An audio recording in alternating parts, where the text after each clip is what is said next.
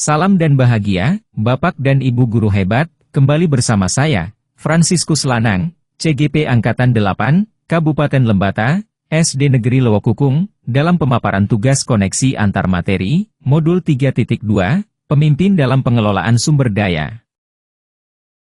Mudah-mudahan Bapak dan Ibu guru hebat dapat menyimak dengan baik apa yang saya paparkan, sehingga dengan demikian, dapat menambah wawasan mengenai bagaimana seorang pemimpin dalam mengelola berbagai sumber daya yang ada, demi memenuhi berbagai persoalan yang dialami di sekolah. Selamat menyaksikan.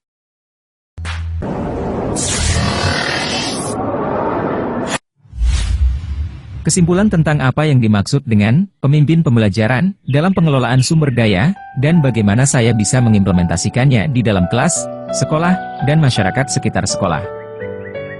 Pemimpin pembelajaran dalam pengelolaan sumber daya merujuk pada peran seorang pemimpin di bidang pendidikan yang aktif memimpin dan mengelola sumber daya secara efektif untuk meningkatkan proses pembelajaran dan prestasi peserta didik.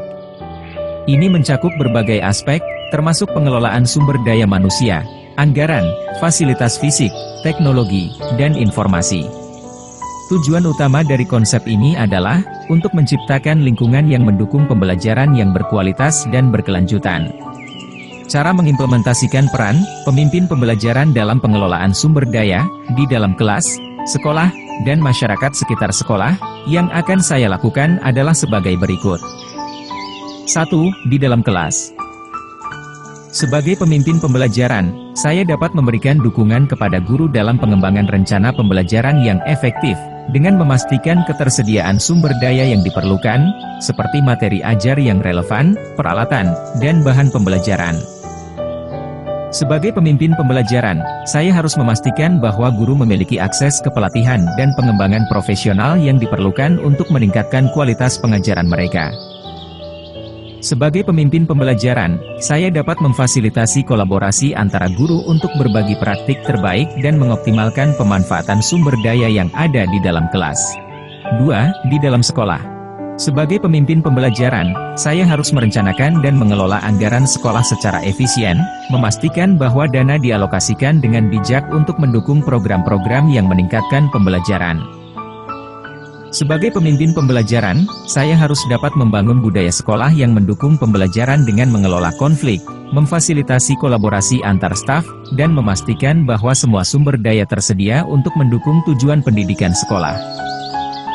Sebagai pemimpin pembelajaran, saya juga dapat mempromosikan penggunaan teknologi dalam proses pembelajaran dengan mengelola infrastruktur teknologi yang memadai, dan memberikan pelatihan kepada staf.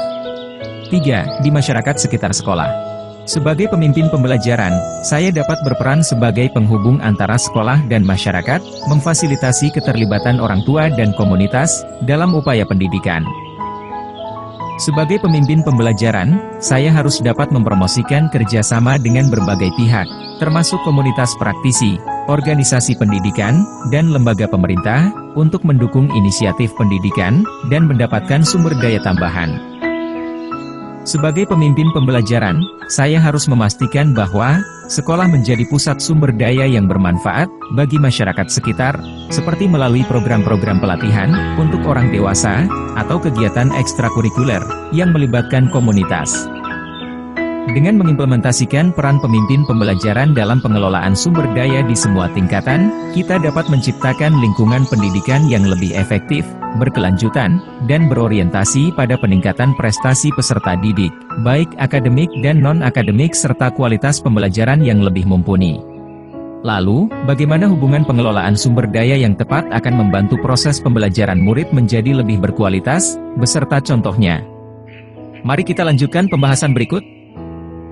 Pengelolaan sumber daya yang tepat dalam konteks pendidikan, sangat penting untuk meningkatkan kualitas proses pembelajaran peserta didik. Berikut ini adalah beberapa cara bagaimana hubungan pengelolaan sumber daya yang tepat dapat membantu proses pembelajaran peserta didik menjadi lebih berkualitas. Pertama, pemenuhan kebutuhan materi pembelajaran. Sekolah yang mengelola dengan baik sumber daya dalam bentuk buku teks, perangkat pembelajaran, dan bahan ajar, akan memastikan bahwa murid memiliki akses ke materi pembelajaran yang relevan dan mutakhir. Misalnya, Sebuah sekolah yang membeli buku teks yang berkualitas tinggi sesuai dengan kurikulum tentu, akan membantu peserta didik belajar dengan lebih baik. Kedua, fasilitas dan lingkungan yang mendukung pembelajaran. Sekolah yang merawat dan memperbarui fasilitas fisik, seperti ruang kelas, perpustakaan, dan laboratorium, menciptakan lingkungan yang nyaman dan inspiratif bagi peserta didik. Hal ini dapat meningkatkan fokus, motivasi, dan kualitas pembelajaran mereka. Ketiga, pemanfaatan teknologi pendidikan. Pengelolaan sumber daya teknologi yang baik, memungkinkan penggunaan perangkat dan aplikasi edukasi yang relevan.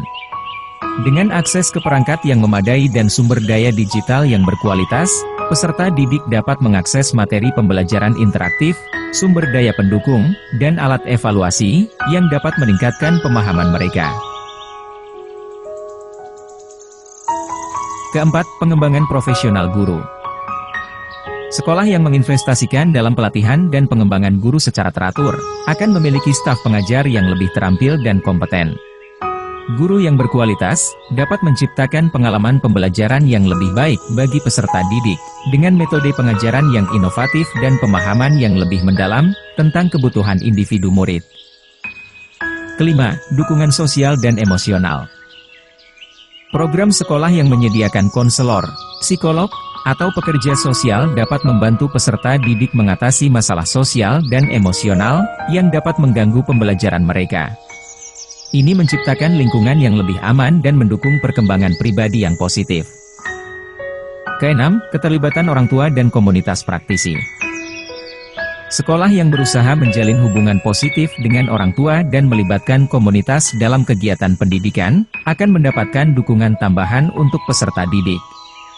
Orang tua yang terlibat secara aktif dalam pendidikan anak-anak mereka, dapat memberikan dukungan tambahan di rumah, yang meningkatkan hasil akademik murid. Pengelolaan sumber daya yang baik dalam pendidikan, membantu menciptakan lingkungan pembelajaran yang mendukung, memfasilitasi pengembangan peserta didik secara holistik, dan memastikan bahwa semua aspek yang diperlukan untuk pembelajaran yang berkualitas, tersedia dan terkelola dengan baik. Hal ini, pada gilirannya, akan membantu meningkatkan kualitas proses pembelajaran dan hasil akademik peserta didik. Nah, Bapak dan Ibu guru hebat. Berikut adalah koneksi antar materi yang telah saya pelajari sampai dengan saat ini. Yang pertama, koneksi modul 3.2 dengan modul 1.1. Dalam menuntun kodrat dan tingkah laku anak, seorang pendidik harus mampu mengelola sumber daya yang ada secara maksimal, agar dapat menciptakan pembelajaran yang berpihak kepada murid. Yang kedua, koneksi modul 3.2 dengan modul 1.2. Dengan nilai-nilai dan peran guru penggerak yang dimiliki, pendidik harus mampu mengelola sumber daya yang ada di sekolah, dengan pendekatan berbasis aset, agar mampu mewujudkan pembelajaran yang berkualitas. Yang ketiga, koneksi modul 3.2 dengan modul 1.3. Seorang guru harus mampu mengelola sumber daya yang ada, dengan pendekatan berbasis aset, untuk membantu mewujudkan visi dan misi sekolah. Yang keempat, koneksi modul 3.2 dengan modul 1.4. Dengan pengelolaan sumber daya yang baik, akan mendukung dan mendorong terciptanya budaya positif di sekolah. Yang kelima, koneksi modul 3.2 dengan modul 2.1. Dalam menciptakan pembelajaran untuk memenuhi kebutuhan belajar peserta didik, dibutuhkan pengelolaan sumber daya yang baik, yaitu dengan mengoptimalkan 7 aset utama. Yang keenam, koneksi modul 3.2 dengan modul 2.2.